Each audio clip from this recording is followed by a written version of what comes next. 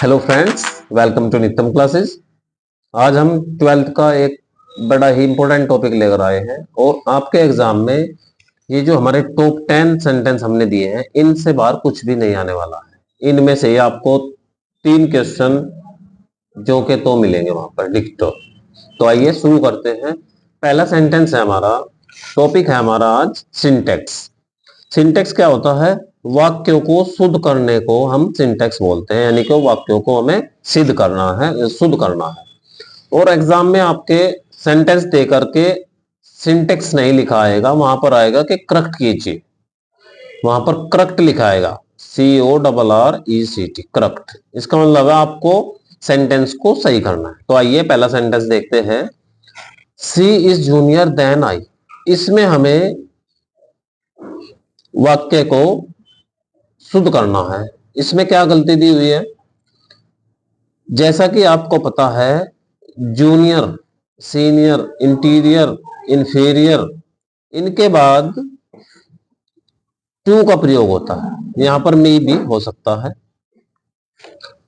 इनके बाद हमेशा टू का प्रयोग होता है। कोई भी शब्द हमारा हो जिसके अंत में IOR आए, वो हमारा जूनियर हो सकता है, सीनियर हो सकता है, इंटीरियर हो सकता है, इंफीरियर हो सकता है,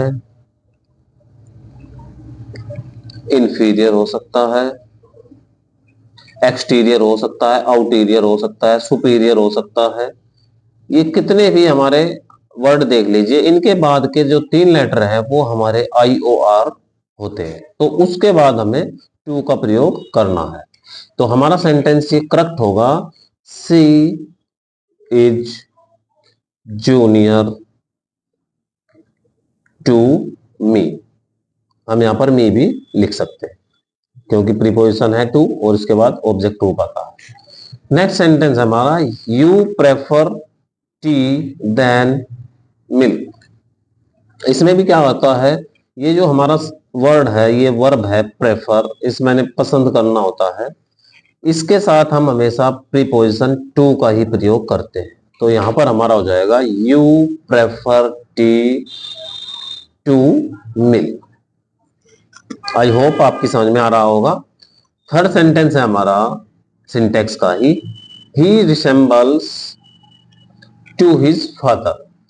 अब इसमें हमें क्या करना है, हमारे कुछ शब्द होते हैं जिनके बाद प्रीपोजिशन नहीं आती है, रिसेंबल भी उनमें से ही है। अगर हमें वाक्य में रीच दिखाई दे, कहीं पर एंटर आ जाए, तो इनके बाद हमें प्रीपोजिशन नहीं लगानी होती है। नो प्रीपोजिशन इनके बाद यूज होती है। अब रिसेंबल्स भी ऐसा ही वर्ड है, एक ऐसी ही वर्ब है जिसके बाद हमें कोई भी प्रीपोजिशन यूज नहीं करनी है। तो इसमें हमारा करेक्शन होगा, ही रिसेंबल्स, टू को कट करेंगे हम, हिज फादर, यानी कि वो अपने पापा के जैसा दिखाई देता है, हम शकल है अपने पापा का वो। नेक्स्ट सेंटेंस है हमारा, what is the time in your watch. What is the time in your watch. अब यहाँ पर क्या करना है, अगर घड़ी के द्वारा टाइम बताया जा रहा है तो उस कंडीशन में हमें इनकी बजाय बाई का यूज करना होता है। What is the time by your watch, यानी कि आपकी घड़ी के द्वारा क्या टाइम हुआ है, न कि ये कि आपकी घड़ी में क्या टाइम हुआ। नेक्स्ट सेंटेंस जो बड़ा ही इंपॉर्टेंट है, these news have disturbed him. तो इसमें हमें क्या करना है प्यारे स्टूडेंट्स, जो न्यूज वर्ड होता है ये हमेशा एक वचन ही होता है, और इसके साथ हमें पहली तो बात दीज का प्रयोग गलत है, और दूसरी बात हेल्पिंग वर्ब भी हमारे इसमें एक वचन वाली आती है। तो यहाँ पर दीज के बजाय दिस करना होगा हमें, दिस न्यूज, और हैव की बजाय हमें हैज करना है, हैव डिस्टर्ब्ड हिम। इस तरीके से हम इसको करेक्ट कर सकते हैं। वाक्य कई बार ये भी आ जाता है, न्यूज आर गुड। तो इसमें भी हमें क्या करना है, न्यूज हमारा सिंगुलर है तो न्यूज इज करना है, यहां पर हमें news is good. Next sentence है हमारा, माई हेयर्स आर लॉन्ग। तो हेयर्स जो होता है वो कभी भी प्लूरल हम नहीं बनाते हैं। इसमें हम क्या करते हैं, ये हमारा सिंगुलर होता है वो सिंगुलर ही वर्ब यूज इसके साथ होती है। माई हेयर इज लॉन्ग, ये बड़ा ही इंपॉर्टेंट क्वेश्चन है। नेक्स्ट सेंटेंस है cattles are grazing in the field. Cattles are grazing in the field, तो कुछ शब्द हमारे पास होते हैं जो देखने में हमारे एक वचन लगते हैं लेकिन वो हमारे बहुवचन होते हैं। पीपल हो सकता है, कैटल हो सकता है, इनको हम एस लगा करके बहुवचन नहीं बना सकते। पीपल होगा, कैटल होगा, वर्मिन हो सकता है, या फिर जेंट्री हो सकता है।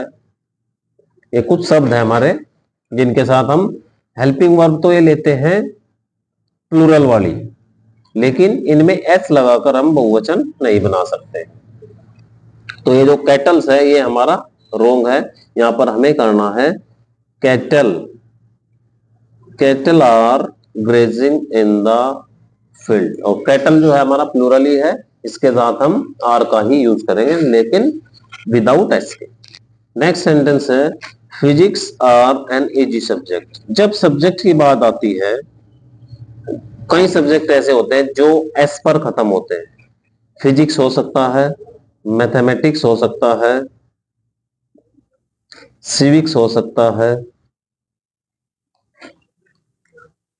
पॉलिटिक्स हो सकता है, कई सारे सब्जेक्ट हो सकते हैं। तो इनमें हमें क्या करना होता है, ये हमारे सिंगुलर होते हैं। फिजिक्स इज, तो हेल्पिंग वर्ब इनके साथ एक वचन की हमें लगानी है, an easy subject. Next sentence है dog is an useful animal. तो अब हमें इसमें क्या करना है, ये भी इंपॉर्टेंट क्वेश्चन है हमारा। अगर कोई शब्द हमारा यू से स्टार्ट होता है और वो यू की ही आवाज दे, तो उससे पहले हम ए का प्रयोग करते हैं, वो पड़ा ही हमारा वोविल वर्ड ही क्यों ना हो। कुछ शब्द और देखते हैं। यूजफुल हो सकता है, ये दिया हमने। यूनियन हो सकता है, यूनिफॉर्म हो सकता है, यूरोपियन हो सकता है। तो ये क्या है, इनके साथ हम ए का यूज करते हैं। तो dog is a useful animal, यानी कि कुत्ता एक वफादार जानवर होता है। एक सेंटेंस और देखते हैं इसी से related. He is an European, ये भी बड़ा इंपॉर्टेंट क्वेश्चन है। ही इज एन यूरोपियन, तो इसमें क्या हुआ है, यू ई तो यहां पर साइलेंट है और यू की आवाज दे रहा है, तो इसमें भी हम ए का यूज ही करते हैं। और लास्ट सेंटेंस देखते हैं, many a boys have gone. इस सेंटेंस को करने के हमारे पास दो रूल है, या तो हम इसमें से ए को कट कर दें, क्या रह जाएगा, मैनी बॉयज हैव गॉन। या फिर दूसरा रूल है हमारा, फिर हमें दो चीज इसमें कट करनी पड़ेगी, या फिर होगा मैनी ए, अब बॉयज का हमें बॉय करना पड़ेगा, मैनी ए बॉय, और हैव का हैज करना पड़ेगा, has gone. Many a boys has gone, इसमें भी हमें एस हटाना पड़ेगा। और यहां पर हम इसको दो तरीके से कर सकते हैं, या तो ए हटा दीजिए, बस मैनी बॉयज हैव गॉन हो जाएगा, या फिर इसमें हमें मैनी अ बॉय करना पड़ेगा और यहाँ पर हेल्पिंग वर्ब सिंगुलर वाली लगानी पड़ेगी।